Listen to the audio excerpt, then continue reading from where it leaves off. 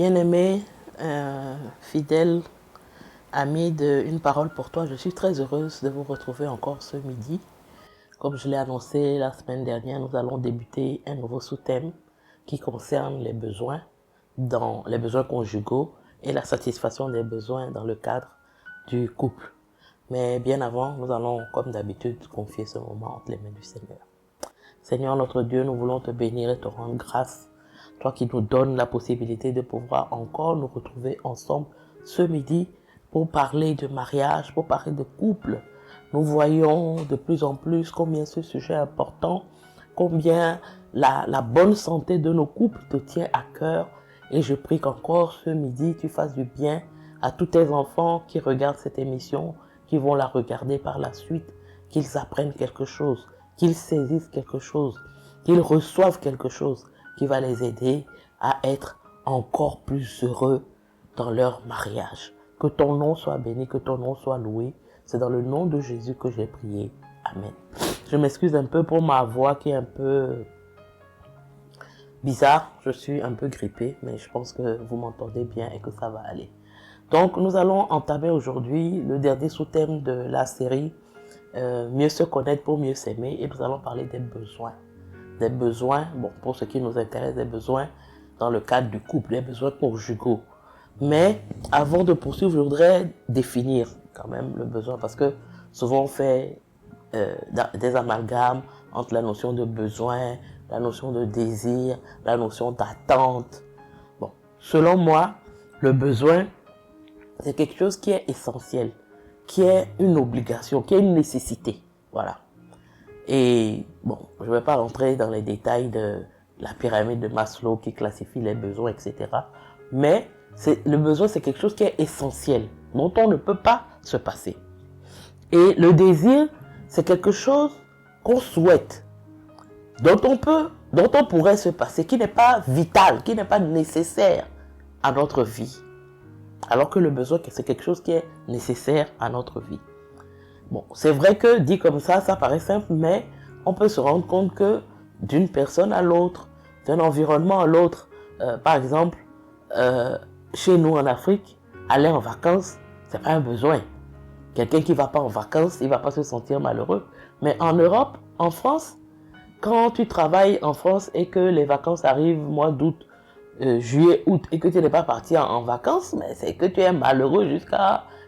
C'est-à-dire que pour eux, c'est inconcevable de ne pas prendre un mois pour aller quelque part. Voilà. Donc, c'est des notions qui fluctuent, mais retenons que le besoin, c'est quelque chose qui est vital, qui est nécessaire. Pour illustrer, je vais donner deux exemples. Manger est un besoin, c'est vital. Quand on ne mange pas, on va mourir. Mais le besoin, c'est manger. Mais le désir, ça peut être de manger du caviar. Si tu ne manges pas du caviar, tu ne vas pas mourir. Mais si tu manges, tu as satisfait ton besoin de manger. Maintenant, ton désir, c'est d'avoir plus que la nourriture de base, disons. La même chose, avoir un toit, c'est un besoin. On ne peut pas dormir dehors, donc on a besoin d'un toit. Tu peux donc avoir besoin deux pièces. Ça te suffit par rapport à la taille de ta famille, c'est ton besoin. Mais toi, ton désir, c'est d'avoir une villa de 10 pièces à Beverly Hills. Ça, c'est un désir, c'est pas un besoin. Et on a l'habitude de dire que Dieu répond aux besoins de ses enfants, pas à leurs désirs. Et il y a quelqu'un qui a fait remarquer, une des sœurs qui a fait remarquer que Dieu répond aux désirs aussi, puisque dans la parole de Dieu, il nous a dit, fais de l'Éternel tes délices et il te donnera ce que ton cœur désire. Mais bon, ça c'est un autre débat. Je pense que Dieu répond à nos désirs quand nos désirs correspondent à lui, ses désirs. Et en général, ces désirs, ce ne sont pas des désirs farfelus, entre guillemets. Bon, je ferme la parenthèse. Donc, retenons que le besoin, c'est quelque chose d'essentiel. Donc, dans le couple, en tant que mari et femme, on a des besoins qui sont essentiels et que chacun d'entre nous doit combler pour que son conjoint soit heureux. Donc, ce que nous allons voir, d'abord aujourd'hui, nous allons voir un concept qui s'appelle le concept de la banque d'amour. Je vais vous expliquer tout à l'heure. Moi, j'aime bien ces concepts imagés un peu parce que ça nous fait comprendre mieux. Par exemple, quand on a parlé des langages de l'amour, on a parlé du réservoir émotionnel. Ça veut dire qu'on s'imagine tu t'imagines que ton conjoint a un réservoir que tu dois remplir. Qu'est-ce que je fais pour remplir? La banque d'amour, c'est un peu la même chose, mais concernant les besoins. Et ensuite, aujourd'hui, ce qu'on va faire, c'est que je vais passer en revue les besoins. Et en fait, les études ont montré qu'il y a 10 besoins. 10 besoins fondamentaux, essentiels dans le couple. Maintenant, ces besoins, la priorité que chacun donne à ses besoins est différente d'une personne à l'autre, mais surtout, la priorité que chacun donne est différente d'un sexe à l'autre. Donc aujourd'hui, je vais juste citer les besoins. Et la semaine prochaine, nous allons voir quels sont les besoins qui sont spécifiques aux hommes, quels sont les besoins qui sont spécifiques aux femmes et comment nous pouvons faire dans le couple pour pouvoir combler les besoins de l'autre. Donc, le concept de la banque d'amour, c'est un concept qui a été développé par un autre auteur que j'aime beaucoup. Il s'appelle Willard Harley. Et c'est lui qui a écrit ce livre, Elle et lui, qui parle des besoins. C'est un livre qu'on ne trouve pas à Abidjan ici, mais on le trouve sur Amazon. Si ça vous intéresse, vous pourrez le commander. Donc, Willard Harley, c'est lui qui a inventé le concept de la banque d'amour.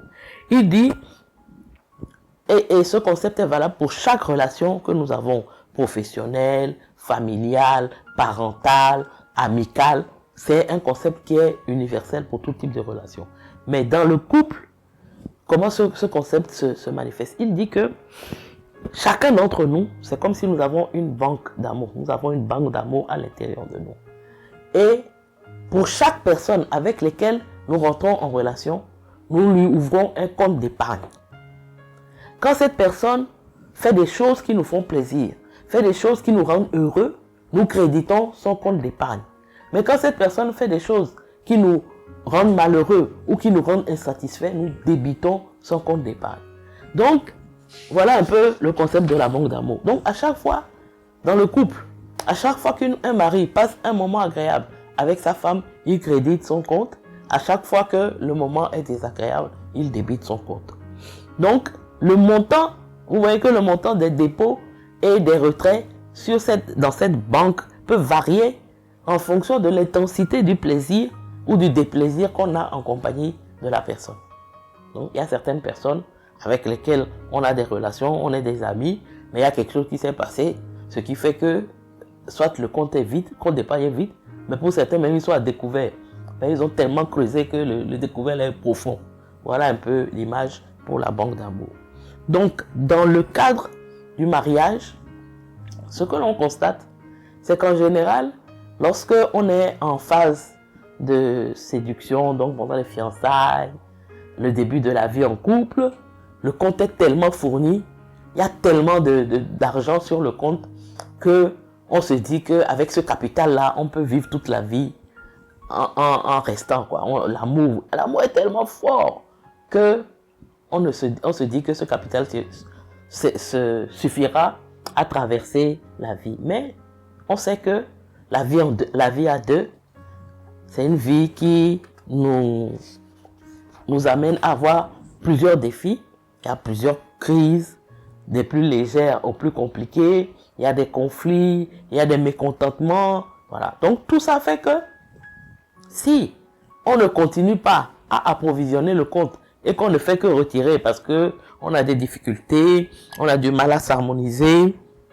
Vous savez que pour que 1 plus 1 ne fasse pas 2 mais devienne 1, il y a beaucoup d'ajustements à faire. Et donc dans ce processus-là, si on ne fait pas attention, ce qui se passe en réalité, c'est que le compte qui était approvisionné vraiment à gogo au début commence à se vider petit à petit et on peut se retrouver à découvert. Et c'est là où on se dit qu'on ne s'aime plus. Mais l'amour est là, mais simplement, la manière dont on le manifeste, la manière dont on comble le besoin de l'autre fait que le compte affectif est soit à zéro, soit même à découvert.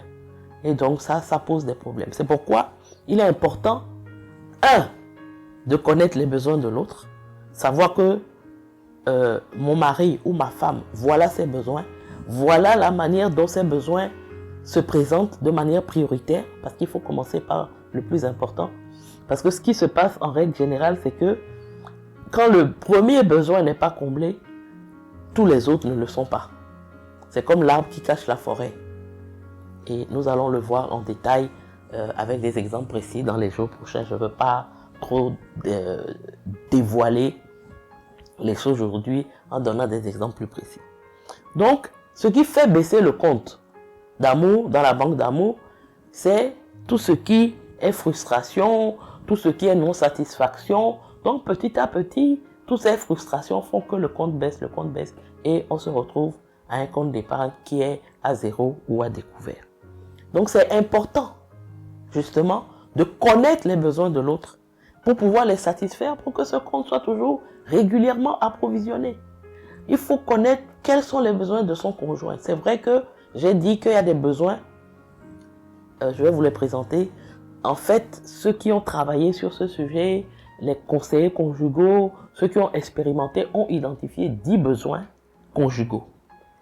Maintenant, ce qu'ils disent, c'est que dans ces 10 besoins, il y en a qui sont spécifiquement masculins, il y en a qui sont spécifiquement féminins.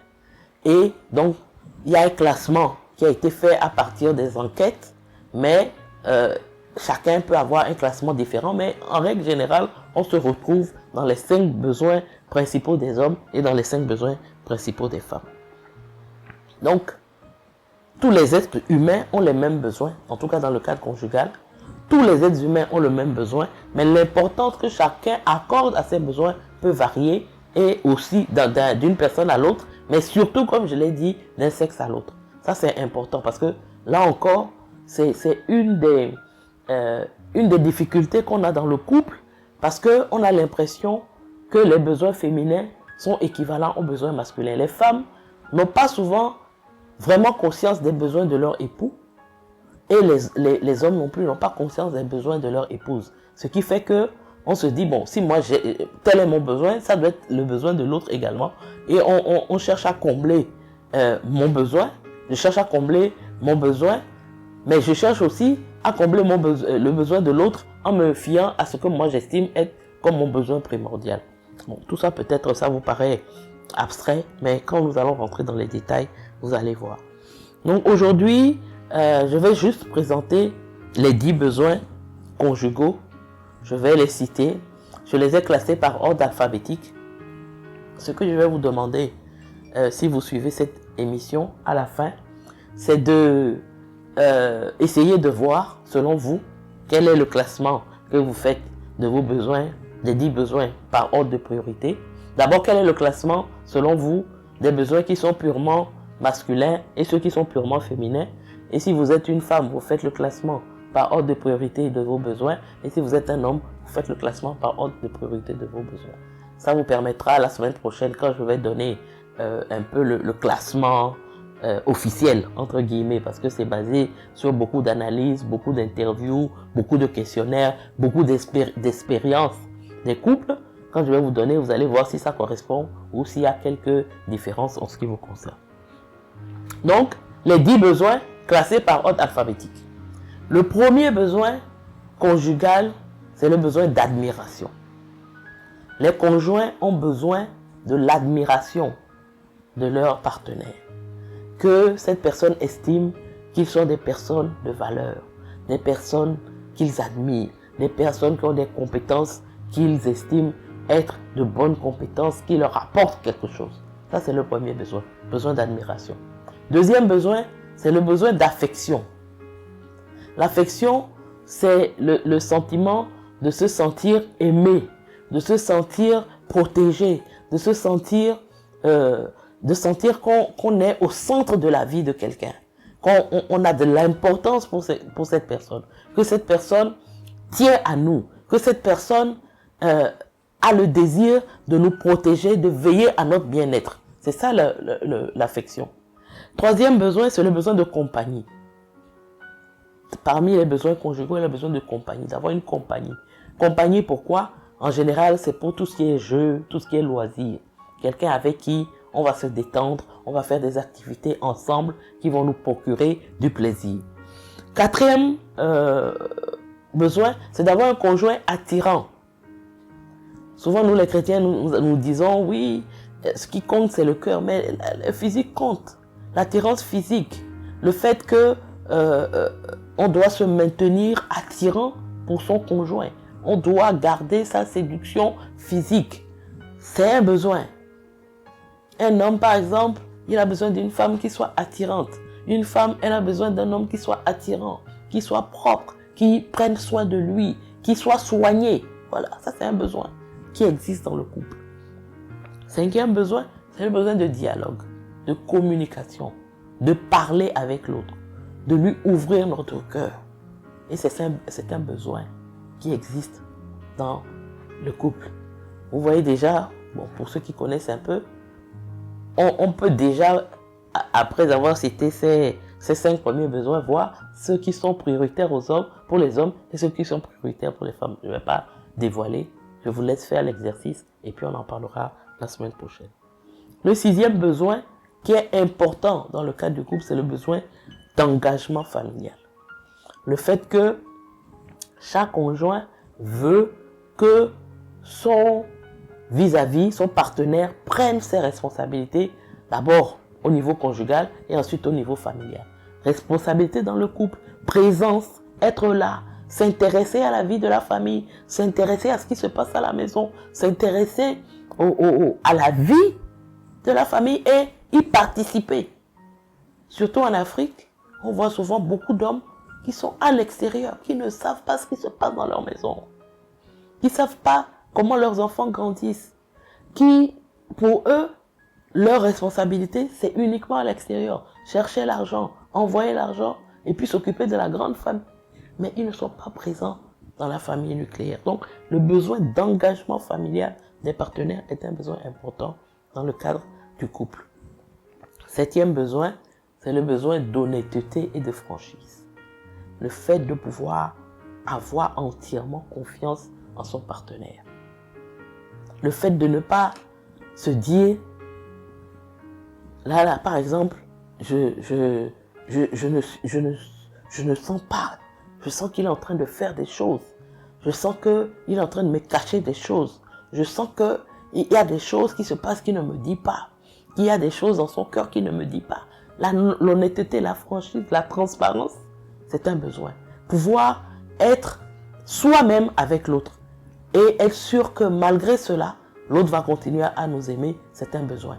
Parce que, on a dit que les relations, il y a divers types de relations, mais une relation avec un ami, avec lequel peut-être on ne se voit pas trop, 1 ou 2 fois par mois, c'est pas la même chose qu'avec un conjoint avec lequel on vit. On peut faire preuve de manque de transparence avec quelqu'un qu'on voit 1 fois en passant, mais avec quelqu'un qu'on vit quotidiennement, on ne peut pas vivre dans la méfiance, toujours en train de se dire quel coup il est en train encore de préparer. Non. Donc c'est un besoin fondamental d'avoir un partenaire qui est honnête, qui est franc, qui est transparent. 8, c'est le besoin sexuel, le besoin de sexe. Ça c'est un besoin, je n'ai pas besoin d'expliquer trop, c'est la satisfaction sexuelle. On se marie et c'est la seule relation d'ailleurs dans laquelle il y a ce besoin-là, la relation de mariage. C'est dans cette relation que le sexe a sa place. On peut avoir d'autres relations, on a besoin d'être admiré, d'avoir de l'affection, mais la relation de mariage, c'est le sexe qui en fait la spécificité. Donc, le besoin sexuel, c'est un besoin important dans le cadre des besoins conjugaux. Et 9, le besoin de soutien au foyer. Soutien au foyer, c'est tout ce que les partenaires peuvent faire pour se donner, pour s'aider dans le cadre du foyer. S'aider à avoir un foyer paisible, harmonieux, organisé, où les enfants sont heureux. Voilà, c'est tout ça, le soutien au foyer. Et là aussi, bon, on peut très bien déjà voir chez quel sexe ce besoin est plus important que chez l'autre. Mais même les femmes ont besoin de soutien au foyer. Et dernier besoin, c'est le besoin de soutien financier. Les partenaires ont besoin de sentir qu'ils se soutiennent financièrement. Donc voilà les 10 besoins. Je vais encore les répéter pour ceux qui n'ont pas eu le temps de noter. Le besoin d'admiration, le premier, c'est par ordre alphabétique, je rappelle. Le besoin d'affection, le besoin de compagnie, le besoin d'avoir un conjoint attirant, le besoin de dialogue, le besoin d'engagement familial, le besoin d'honnêteté, de franchise. 8, le besoin de sexe, de satisfaction sexuelle. 9, le besoin d'être soutenu au foyer. Et 10, le besoin d'être soutenu financièrement. Donc voilà les 10 besoins conjugaux qui ont été identifiés. Et donc l'exercice que je vous demande de faire d'ici la semaine prochaine, c'est de voir parmi ces besoins lesquels, selon vous, sont plus spécifiquement masculins et plus spécifiquement féminins. C'est 5-5. Il y a 5 masculins, 5 féminins dans les 10. Ça, c'est la première étape. Deuxième étape, il faut voir, selon vous, si vous êtes un homme ou une femme, quels sont, parmi les 5 besoins masculins que vous avez identifiés, l'ordre de priorité pour vous. Donc, de 1 à 5. 1 étant celui qui est prioritaire. Et si vous êtes une femme, la même chose pour les besoins que vous avez identifiés comme étant des besoins féminins. Maintenant, si vous êtes marié, vous pouvez non seulement faire la liste de vos besoins par ordre de priorité, mais aussi faire la liste des besoins que vous pensez que votre conjoint a par ordre de priorité. Je prends un exemple. Je suis une femme. J'estime que mon besoin prioritaire, par exemple, c'est l'affection. Donc, je classe affection, financier, soutien au foyer. Je classe. Je dis, voilà, en tant que femme, voilà mes besoins prioritaires. Et je dis maintenant, j'estime que voilà les besoins de mon mari et voilà comment ils peuvent se classer de manière prioritaire de 1 jusqu'à 5. J'espère que c'est clair. Hein? J'espère que c'est clair, que vous avez compris mes explications. Donc, c'est ce qu'on va faire. C'est ce que chacun va essayer de faire pour la semaine prochaine. Et la semaine prochaine, je vais revenir donc sur la priorité qui a été mise en exergue par les différentes études, notamment par le livre de Willard Harley, mais beaucoup d'autres coachs ou conseillers conjugaux aussi partagent en général cette priorité. Vous pouvez voir que par rapport au classement que je vais donner la semaine prochaine, vous avez peut-être quelques différences, mais ce n'est pas grave. Donc voilà un peu ce que je voulais partager avec vous pour aujourd'hui par rapport à ces 10 besoins que l'homme et la femme ont dans le cadre de leur foyer. Ça permet de réfléchir à la question. Je ne suis pas trop rentré en détail dans les explications des différents besoins, mais je pense que l'essentiel de ce que je vous ai donné peut vous aider à avoir une idée de ce qui est dit derrière. Dans les prochaines séances, nous allons aller plus en détail dans ce que, par exemple, quand on dit le besoin d'affection de la femme, qu'est-ce que ça signifie exactement? En quoi ça consiste? Quel est ce qu'il y a derrière? Plus en détail. Aujourd'hui, c'est juste une présentation générale pour vous familiariser avec ces notions-là. Donc, pour me résumer, aujourd'hui, nous avons parlé de la notion de besoin. Quelle est la différence entre un besoin et un désir? Ensuite, nous avons parlé du concept de banque d'amour où chacun des partenaires, dans le cadre du mariage, remplit le compte d'épargne que son conjoint a ouvert pour lui dans sa banque d'amour ou le vide en fonction des actes qu'il pose. Et ensuite, nous avons parlé des 10 besoins conjugaux classés par ordre alphabétique. Et nous avons dit que ces besoins peuvent varier d'une personne, l'ordre de priorité peut varier d'une personne à l'autre, mais surtout d'un sexe à l'autre. Donc, parmi ces 10 besoins, il y en a 5 qui sont spécifiquement masculins, il y en a 5 qui sont spécifiquement féminins. Ça ne veut pas dire que ceux qui sont spécifiquement masculins, par exemple, ça ne veut pas dire que les femmes n'ont pas ces besoins-là. Mais ce n'est pas prioritaire chez elles. C'est des besoins qui peuvent exister parce que c'est des besoins conjugaux, mais ce n'est pas prioritaire chez elles. Les 5 prioritaires chez les hommes sont différents des 5 prioritaires chez les femmes. Il n'y a aucun besoin qui a la même priorité chez les hommes et chez les femmes. Donc c'est important de pouvoir, par rapport à tous ces éléments-là, le but de tout ça, c'est comme nous l'avons dit, répondre aux besoins de son partenaire. Parce que lorsqu'on ne répond pas dans le cadre du mariage aux besoins de son partenaire, il y a des frustrations qui se créent, il y a des frustrations qui s'installent. Et petit à petit, ces frustrations, ces déconvenues vont étouffer l'amour et vont l'empêcher non seulement de rester vivace, mais aussi de se développer. Donc il est important de connaître les besoins de l'autre pour pouvoir y répondre. Et pour les connaître, il faut discuter, il faut en parler, il faut y réfléchir, il faut voir quel est mon besoin, le premier, le principal. Et comme je l'ai dit souvent, quand le premier n'est pas comblé, celui qui est prioritaire, c'est comme je l'ai dit, l'arbre qui cache la forêt, on ne voit que cela.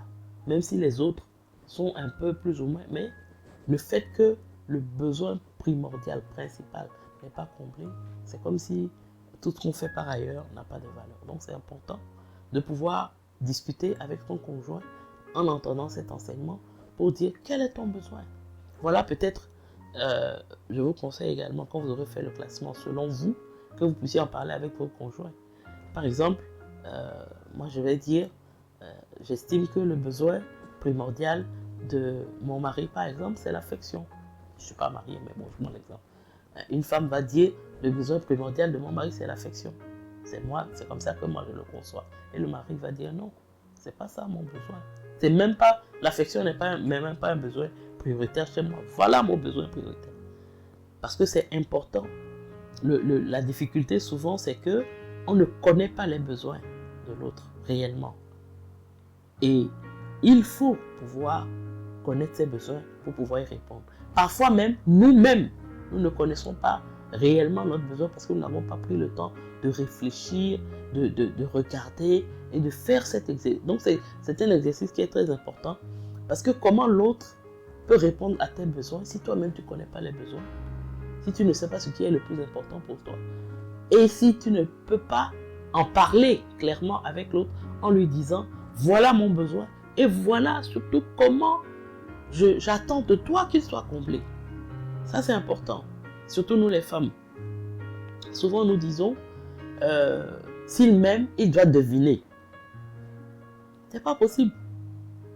Parfois même quand on dit s'il m'aime, il doit deviner, nous-mêmes nous ne savons pas ce que nous voulons. C'est ce que les hommes nous reprochent souvent. On est trop complexe, trop compliqué, trop difficile à décrypter. Mais ce n'est pas de notre faute, hein, c'est Dieu qui a fait comme ça. C'est Dieu qui nous a créés comme ça. Pour que, comme les hommes se lassent vite, il faut qu'ils aient un objet complexe. Les vôtres, sinon, ils auront vite fait le tour et ils passeront à autre chose.